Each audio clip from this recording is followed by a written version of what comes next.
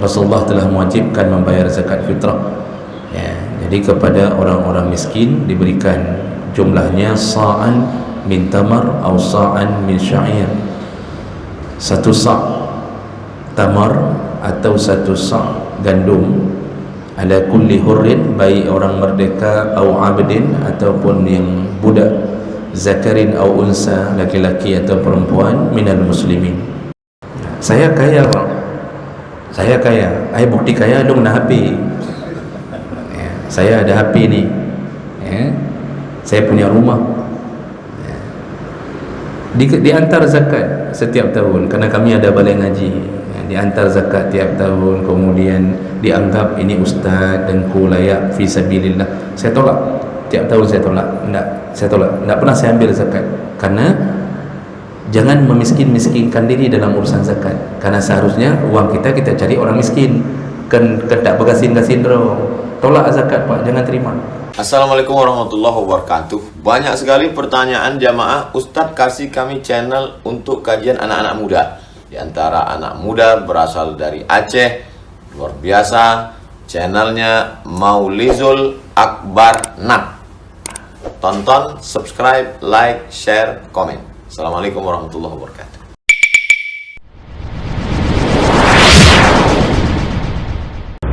Alhamdulillahirabbil alamin. Wassalatu wassalamu ala nabiyina al-Mustafa Muhammadin wa ala alihi wa ashabihi ajma'in. Amma ba'd.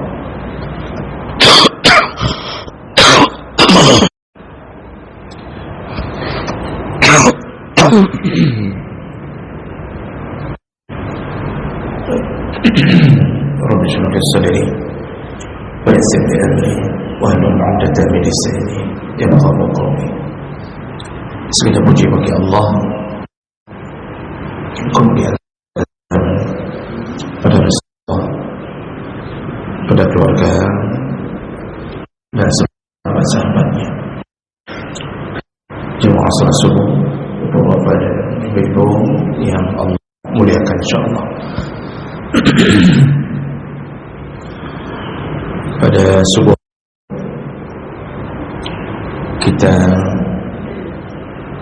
akan membahas tentang pahala sawabu sedekatil fitr, yaitu tentang pahala atau kemuliaan orang-orang yang menunaikan zakat fitrah.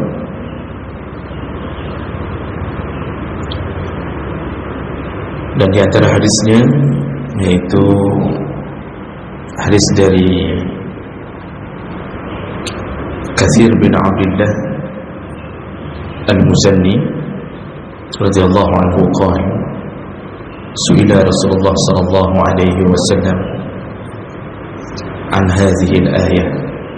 Pada suatu hari Rasulullah ditanya tentang ayat, yaitu surat Al-A'la ayat 14 dan 15 yang berbunyi qad aflaha man tazakka wa zakara isma rabbih fasalla. Qad aflaha, telah beruntunglah siapa dia, man tazakka, itu orang-orang yang memberi zakat, wa zakara isma rabbih fasalla, lalu mereka menyebut-nyebut nama Allah dan mereka kemudian melakukan salat. Jadi Rasulullah ditanya, ini ayat ini turun berkenaan dengan masalah apa? Qala, lalu Rasulullah menjawab, unzilat fi sadaqatil fitr. Ayat ini turun berkenaan tentang zakat fitrah. Berarti dari hadis ini kita mendapatkan faedah bahawa orang-orang yang membayar zakat fitrahnya, maka dia mendapat keberuntungan, yaitu keberuntungan di akhirat. Tentu yang dimaksud dengan keberuntungan di akhirat tidak ada lain, yaitu surga. Karena kalau cuma beruntung tapi tak masuk surga, berarti tidak tahu ditempatkan di mana. Jadi kalau disebut orang-orang yang beruntung, al-muflihun, itu semua maksudnya adalah mereka bisa mendapatkan surga.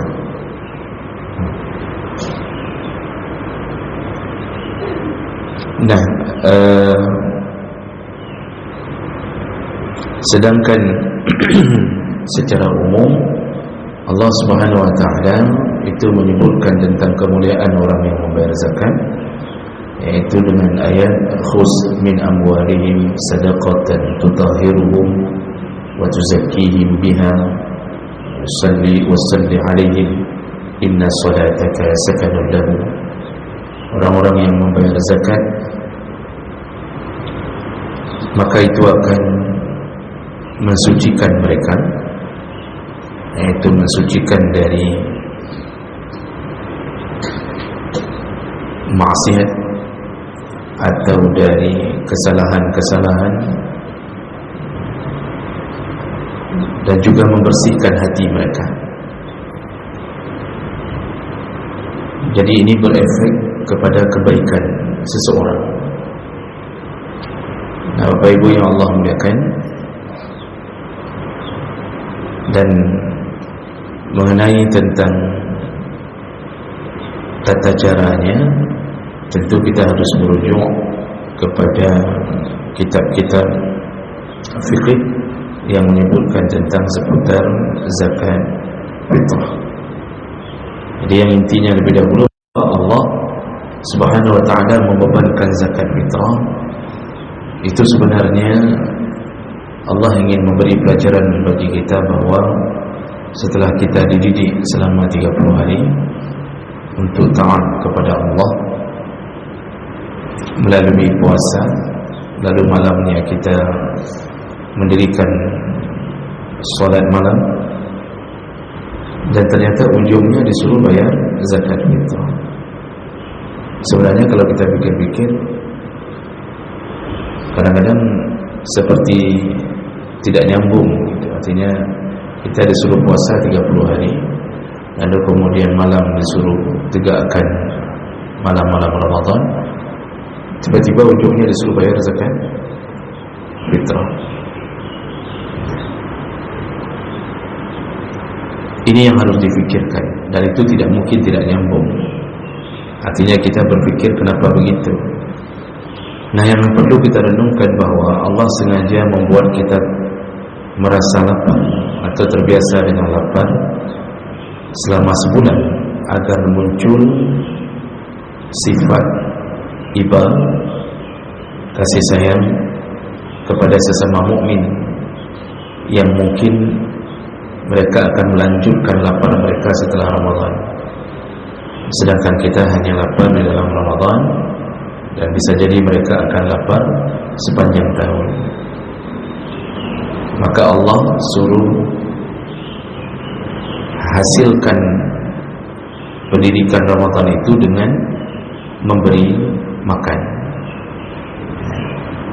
Maka muncullah perintah untuk membayar zakat fitrah, agar kita faham bahawa di antara kemuliaan Ramadan mendidik kita untuk menjadi orang yang simpati kepada sesama, dan itu bahagian daripada amalan yang paling dicintai Allah, yaitu memberi makan. Ketika Nabi ditanya apa amalan yang paling dicintai Allah, maka beliau menjawab salah satunya adalah memberi makan, atau tatruda'an wuju'an, engkau melepaskan rasa lapar orang lain. Jadi tujuan zakat fitrah ini adalah merealisasikan semua ibadah kita dalam Ramadan. Jadi Bapak Ibu yang Allah muliakan, kita ini menghadapi malam-malam Lailatul Qadar juga seharusnya kita berpikir bahwa Lailatul Qadar itu tidak hanya datang untuk menemui orang-orang yang i'tikaf, Lailatul Qadar tidak hanya datang untuk menemui orang-orang yang mendirikan qiyamul lail, tapi sebenarnya juga Lailatul Qadar mencari orang-orang yang beribadah melalui hartanya. Maka malam-malam 10 terakhir itu seharusnya setiap malam kita bersedekah. Kalau Ramadan di ujungnya dididik untuk mengeluarkan harta, maka dalam Ramadan seharusnya amalan yang wajib kita pelihara juga adalah mengeluarkan harta. Jadi mohon maaf, orang-orang kaya yang hartanya ratusan juta ini sampai hanya memikirkan i'tikaf di masjid, tak keluar-keluar, tetapi dia tak sedekah. Padahal kekuatan dia ada pada hartanya. Kalau dua-duanya bagus, alhamdulillah. Kalau ada dua-duanya, i'tikaf juga iya, kemudian sedekah juga kuat, itu bagus. Tapi kalau i'tikaf di 10 terakhir Ramadan, kemudian hartanya tersimpan di dalam ATM-nya ratusan juta, dia tidak memanfaatkan malam-malam 10 terakhir dengan bersedekah, dia telah merugi.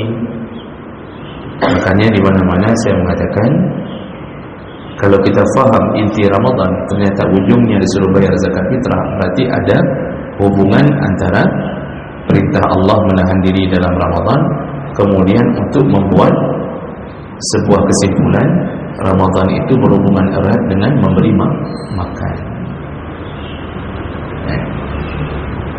Jadi ya, di ulun kaya besampo selama 10 terakhir Ramadan dengan dalam masjid, orang miskin berkeliaran di luar membutuhkan kehidupan mereka, dan mereka ternyata ada di dalam masjid, tidak mengeluarkan hartanya. Itu juga perlu difahami. Jadi bisa jadi kita tidak dapat, bisa jadi kita tidak sempat i'tikaf karena kelelahan, atau bisa jadi kita tak mampu bangun di tengah malam karena juga kita tipe yang besok harus melanjutkan kerja. Tapi ingat, kalau tidak mampu itu, berusahalah setiap malam bersedekah. Jadi bagi setelah habis maghrib boleh, sebelum isya kasih dulu amplop ke orang miskin di malam itu, ya. Isi amplopnya dengan warna merah-merah, ya. Warna biru lepas warna merah, karena orang miskin kalau yang biru-biru udah biasa.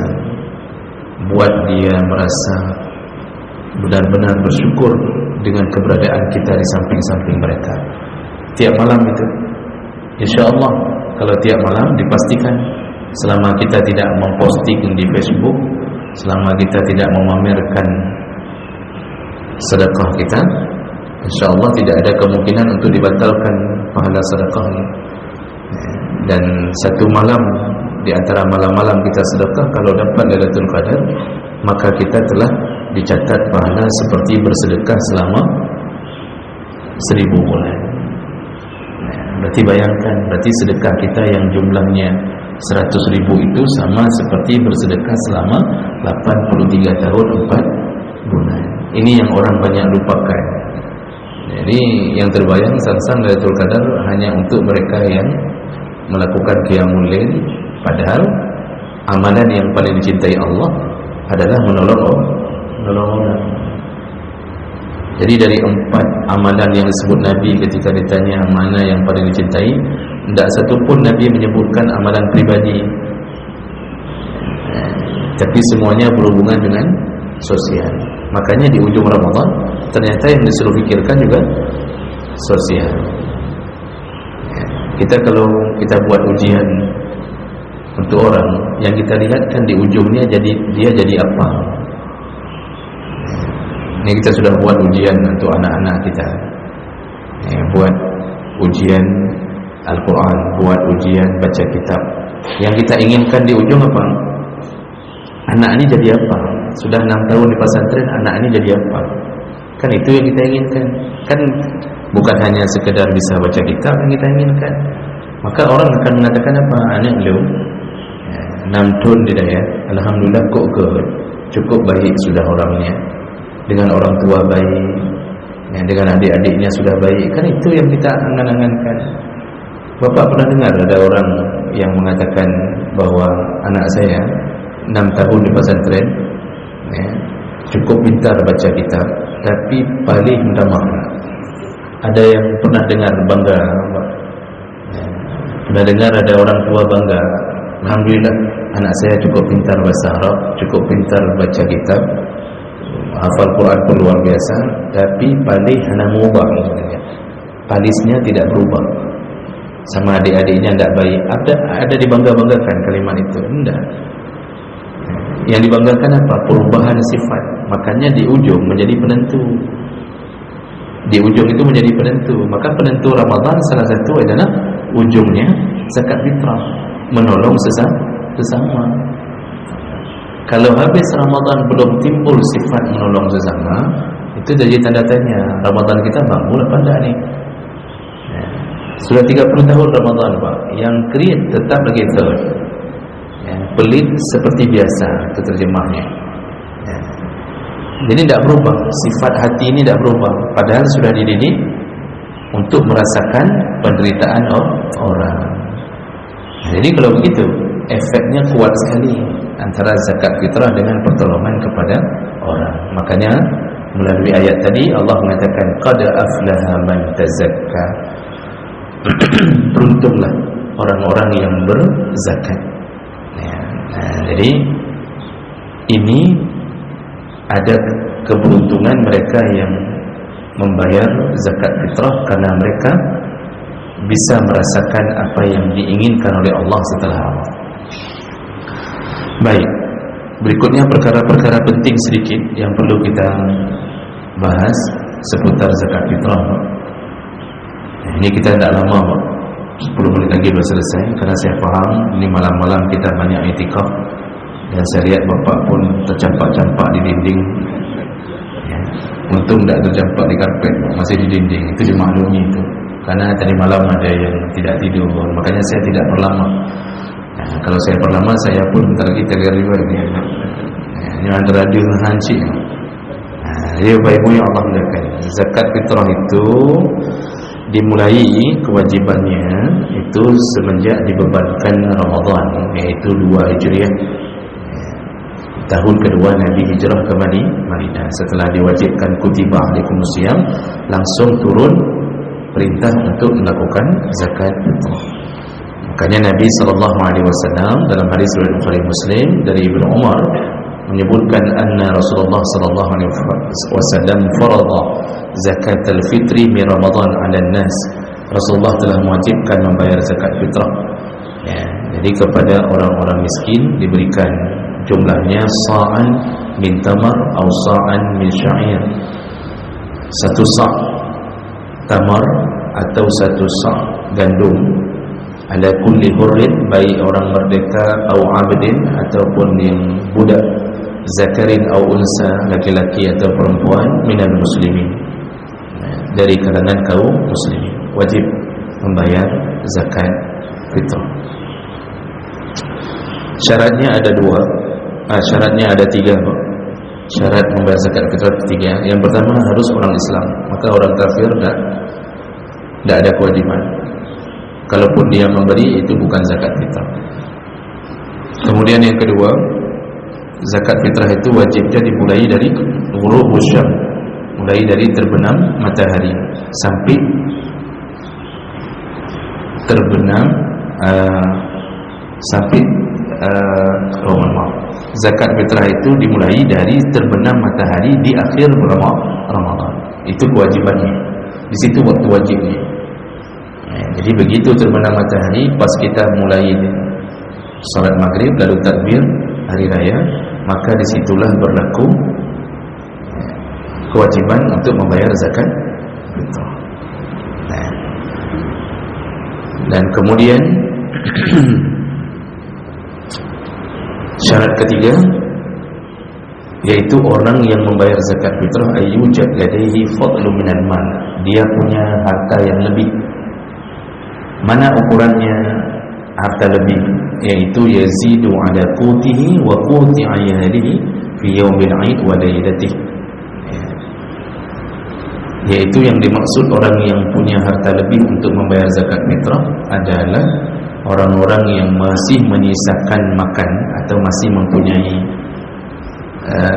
simpanan untuk makan untuk hari dia di saat wajib zakat fitrah itu, mulai dari terbenam matahari selama 1 hari 1 malam di hari raya Idul Fitri. Sederhananya begini, kalau kita di malam itu punya uang atau punya simpanan makanan yang bisa hidup untuk besok Idul Fitri 1 hari 1 malam, maka semua orang itu terkena wajib zakat fitrah.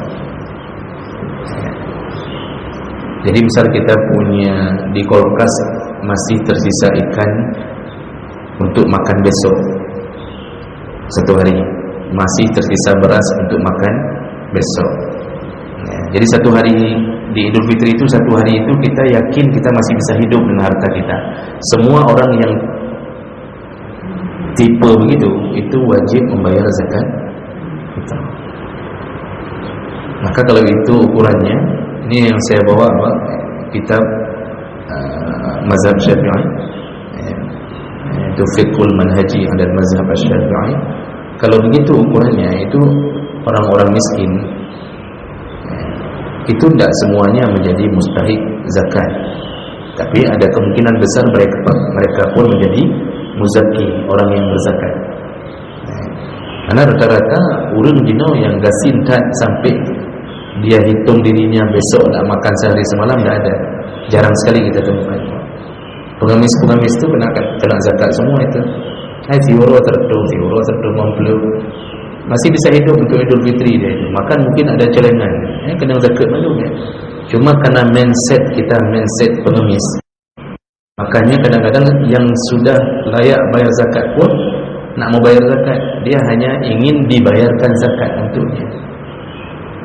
Jadi ini mental memiskin-miskinkan diri, itu yang paling bahaya.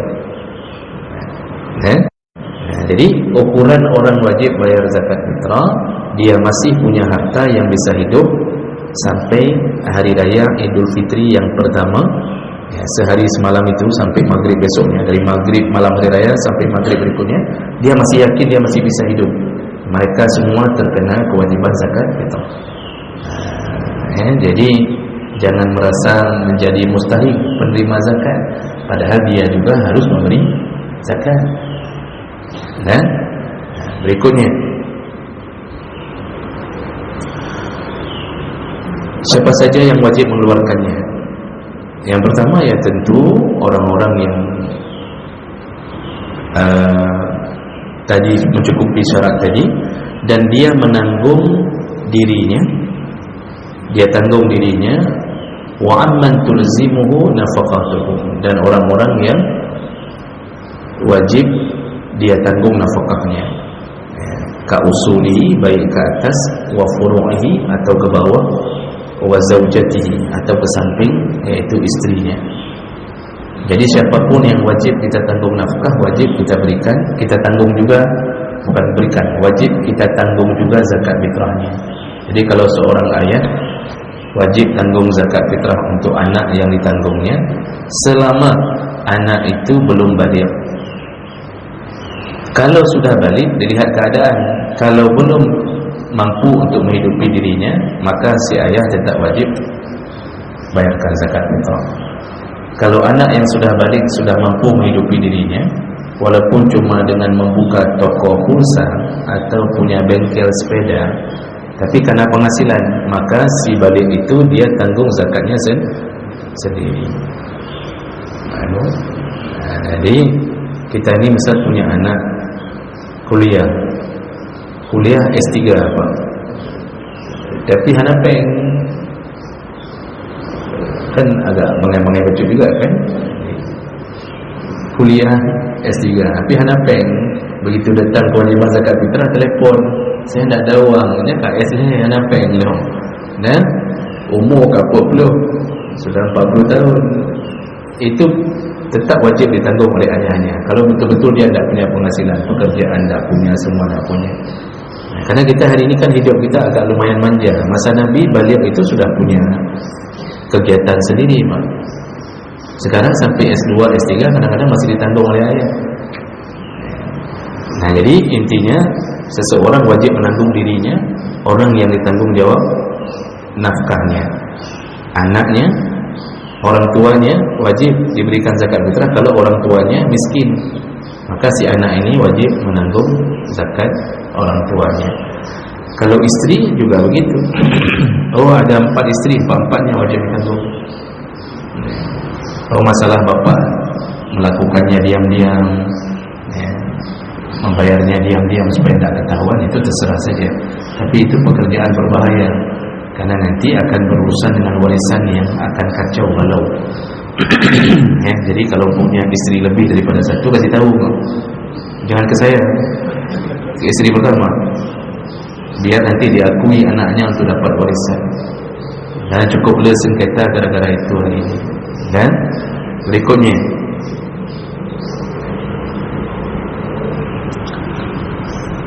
juga kerabat-kerabat yang wajib ditanggung nafkahnya, termasuklah budaknya.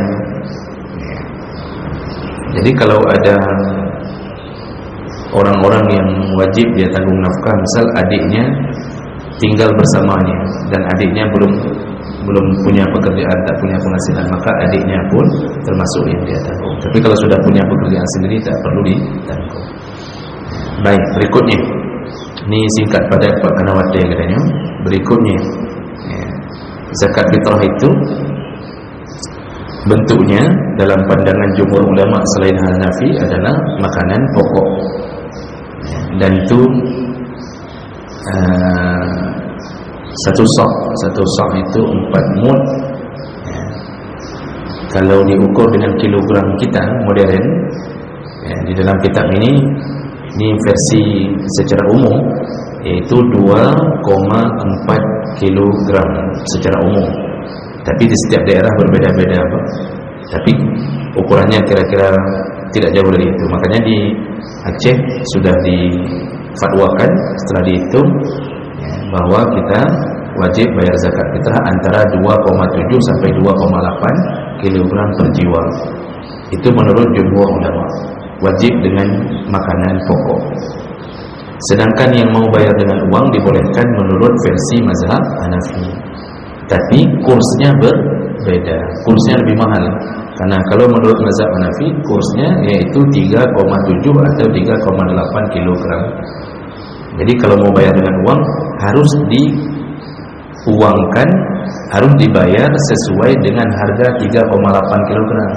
Yang enggak boleh bertalfid, mencampur adukan mazhab. Jadi membayar dengan uang, tetapi ikutnya ke mazhab Syafi'i tak boleh, karena mazhab Syafi'i, Maliki dan Hambali tak boleh bayar dengan uang. Jadi enggak boleh kita bayar dengan uang. Waktu kita tanya harganya berapa, kita sandarkannya ke 2,7 atau 2,8, tak boleh. Jadi kalau mazhab Hanafi sempurna. Makanya kalau bayar dengan uang lebih mahal, karena dia akan mengikuti sandaran 3,7 atau 3,8. Maka kalau ada yang lebih murah, kenapa cari yang lebih mahal? Kan? Hanya yang lebih murah, dengan bayar yang lebih murah. Satu sak 15 kilo sudah cukup untuk 5 orang, sudah lebih. Tapi kita ingin bayar dengan uang, okey, boleh. Dalam ijtihad mazhab Hanafi masih boleh, tetapi tidak boleh dicampur adukkan sandarannya. Ya, kalau sana ke 3,7 berarti lebih mahal. Jadi jumhur ulama mengatakan wajib dengan makanan pokok. Lalu kapan dikeluarkan zakat fitrah itu? Dia ada waktu yang mubah. Waktu mubah yaitu dari awal Ramadan. Itu sudah boleh. Waktu jawaz atau waktu mubah dari awal Ramadan. Kemudian ada waktu yang wajib. Begitu datang waktu itu sudah wajib, tidak boleh lagi ditunda-tunda. Kapan dia? Mulai terbenam matahari di akhir Ramadan sampai sebelum khatib naik ke atas mimbar. Lalu ada waktu yang sunnah. Waktu yang sunnah yaitu setelah solat subuh di hari Idul Fitri, ya, sampai sebelum khatib naik ke atas mimbar. Itu waktu yang paling baik. Tadi waktu wajib dari maghrib. Nah, tapi waktu yang terbaik bayar zakat fitrah mulai dari habis solat subuh di hari raya, habis solat subuh sampai sebelum khatib naik ke atas mimbar. Yang jadi masalah, tidak ada yang terima lagi. Panitia sudah tutup di malam ke-30 atau 29. Kenapa tidak bisa dilakukan lagi? Karena distribusinya nanti tidak dapat. Jadi panitia tidak mau menyibukkan diri lagi. Habis hari raya subuh, nah ulun terima zakat belum? Ya gabunglah panitia. Jadi makanya itu waktu terbaik, tapi tidak bisa kita laksanakan. Di masa Nabi masih mudah melaksanakannya, karena orang Islam masih sedikit. Kita sekarang sudah susah, Pak. Makanya panitia itu sudah selesai malam 29, sudah siap-siap untuk mendistribusikan. Baik, kemudian mana yang lebih baik? Ada waktu makruh. Waktu makruh yaitu membayar zakat setelah khatib turun dari mimbar sampai ke maghrib hari raya pertama.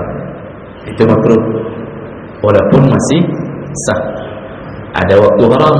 Waktu haram setelah terbenam matahari di hari raya Idul Fitri, baru kita bayar zakat. Itu sudah masuk dosa. Namun tetap wajib bayar, diqadha, wajib qadha. Tapi sudah berdosa, berarti melalaikan perintah Allah Subhanahu wa taala. Tapi tetap wajib bayar. Gitu. Kemudian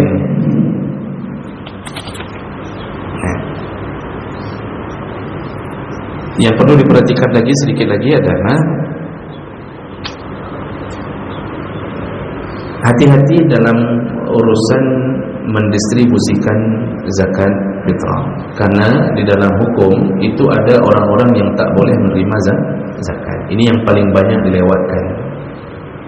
Jadi model sistem kadang-kadang dari kampung-kampung mandum je, sama kampung berupa siapa-siapa aja dikasih semua. Padahal zakat itu telah Allah sebutkan hanya untuk 8 kelompok. Kalau Idul Fitri paling utama, zakat fitrah paling utama fakir dan miskin, karena berkenaan dengan mereka pun diajak bergembira di hari raya. Tetapi 8 kelompok itu secara umum dibolehkan.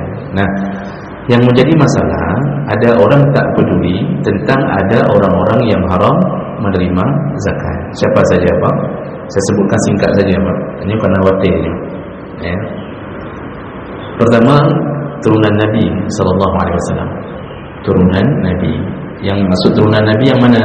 Yang turunan berasal dari Bani Hashim dan Bani Abdul Muttalib.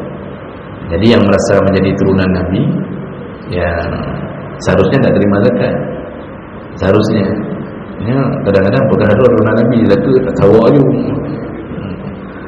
Yang betul-betul turunan Nabi, Pak, itu dari Bani Hashim dengan Bani Abdul Muttalib. Hasan Husain pernah bawa pulang sesuatu dari Baitul Mal, ya, lalu kemudian dilihat oleh Rasulullah, lalu kata Rasulullah, buang. Ya, turunan Nabi tidak boleh menerima zakat. Kenapa begitu? Para ulama menjelaskan, karena zakat itu mensucikan harta, jadi dianggap itu alat pensucinya, sehingga Nabi dan turunannya tidak boleh memakan alat mensucikan. Itu diantara hikmahnya. Makanya Nabi suruh buang, tak boleh. Kata Nabi, jangan buang. Hasan, Husain, buang. Buang maksudnya karena sudah di mama, sudah dimakan-makan gandum yang dari Baitul Mal. Suruh buang oleh Nabi dari mulut. Nah, kemudian yang kedua, orang kaya. Orang kaya tak boleh terima zakat. Ini bayar zakat. Kemudian besoknya ketika dibagi, dapat lagi dia, Pak. Tidak ditolak dia, karena tidak ikut pengajian di panitia. Tapi kadang-kadang dah tahu dia kaya pun dia kasih juga. Orang kaya tak boleh terima zakat. Walaupun kadang-kadang dia masuk kategori misal guru ngaji atau apalah yang masuk fisabilillah, karena fisabilillah itu sebenarnya jihad, perang, itu sebenarnya yang dimaksud fisabilillah. Kemudian diluaskan maknanya oleh para ulama. Semua yang menegakkan urusan agama dianggap fisabilillah, termasuklah guru-guru ngaji. Masalahnya guru ngaji termasuk orang kaya atau tidak? Kalau model guru ngaji, ustaz dengku raya rumahnya dengan rumah urang jo zakat, ya. Kemudian mobil Pajero Alphard di belakang, kemudian gaji ada. Jadi guru ngaji tapi juga PNS, gaji tiap bulan keluar. Itu tipe-tipe seperti ini walaupun masuk list mustahik zakat fisabilillah kalau diluaskan makna, tetapi ada penghalangnya, iaitu kaya. Jangan terima. Saya kaya, Pak. Saya kaya. Ai bukti kaya dong na HP. Ya, saya ada HP ni. Ya, saya punya rumah. Diantar zakat setiap tahun karena kami ada balai ngaji, ya, diantar zakat tiap tahun. Kemudian dianggap ini ustaz dan layak fisabilillah. Saya tolak tiap tahun, saya tolak. Saya tolak, tidak pernah saya ambil zakat karena jangan memiskin-miskinkan diri dalam urusan zakat. Karena seharusnya uang kita cari orang miskin, kan tak bergasin-gasin roh. Tolak zakat, Pak, jangan terima. Kembalikan ke panitia, suruh kasih ke orang miskin. Jadi jangan sampai kaya, rumah besar, dalam rumah berzakat madu. Siapa hudang berzakat? Orang miskin dapat satu-satu tumpuk. Di ustaz dapat sudah 20 bungkus, dari mana-mana ada yang menumpuk. Jangan gitu. Orang kaya haram terima zakat. Yang ketiga, orang yang ditanggung oleh orang kaya ini, itu juga haram. Contoh, kita kaya, anak kita walaupun di pesantren, tapi kita kaya, sehingga anak kita pun posisinya ditanggung oleh orang kaya. Itu pun tak boleh terima zakat. Jadi kadang-kadang waktu zakat dibagi, jauhkan ni pesantren, padahal anak orang kaya. Maka si ayah mengatakan anak saya tak boleh terima zakat karena dia anak orang kaya. Istri orang kaya juga tak boleh terima zakat. Makanya jangan sembarangan para istri terima zakat. Tanya dulu, kasih tahu orang dulu waktu hantar zakat, ditolong kaya. Baik kaji zakat untuk medang diam-diam. Sama saja kalau kasih diam-diam juga sama. Jadi tidak boleh itu harus betul dijaga itu. Jangan memakan harta zakat kalau kita merasa bahwa kita tak layak. Anehnya malam memberi, malam kasih, besok lebih banyak dikasih ke rumah lagi daripada yang dia beri. Lalu terimanya. Jangan, Pak. Itu memang membahagiakan orang miskin. Itu yang ketiga. Yang keempat, orang yang wajib ditanggung nafkah. Jadi tidak boleh saya kasih zakat ke anak saya karena anak saya wajib saya tanggung nafkah. Tidak boleh saya kasih zakat kepada istri. Nah, kemudian ya kedua ini karena efek sudah mulai reneng ini, jadi ada beberapa orang yang haram terima zakat. Sudah nanti teringat saya kasih tahu lagi. Nah, kemudian zakat fitrah lebih bagus dikasih ke amil. Nah, zakat fitrah dikasih ke amil, jangan bagi sendiri walaupun boleh. Jadi kalau ditanya boleh tidak bagi zakat fitrah sendiri, boleh, tapi yang lebih utama dikasih ke amil. Kenapa? Pertama, mengikuti sunnah Nabi, ya, mengikuti Al-Quran dan sunnah Nabi. Karena Allah mengatakan khus min amwalihim, ambil. Nah, bahasa ambil dari harta orang kaya. Faturaddu ila fuqaraihim, ya, maka kembalikan ke orang miskin. Ini maksudnya apa? Kerja ambil dari orang kaya, kasih ke orang miskin. Lalu Nabi pun mengutus sahabat mengutip zakat, berarti ada amil. Makanya amil itu lebih utama untuk mendistribusi zakat, ya. Kemudian kenapa membagi ke panitia lebih baik, ke amil kampung? Karena distribusinya lebih merata. Jadi dalam kampung tercatat semua orang miskin. Tapi kalau kita tidak kasih ke amil, semua kasih pribadi masing-masing, yang menumpuk ke orang miskin yang baik dan solat. Karena kan pikiran kita kan begitu, Pak. Ya, bahwa ni si miskin ada dua, ada miskin tak solat, miskin solat. Pasti mau kasih zakat semuanya ke miskin yang solat. Yang miskin tak solat tak dapat. Padahal orang fasik tak solat tetap urusan zakat tetap tidak dipisahkan. Ya, dengan harapan mudah-mudahan hari terima zakat bertobat. Tapi tidak menjadi halangan memberi zakat kepada si fasik yang miskin. Tidak ada halangan selama betul-betul miskin.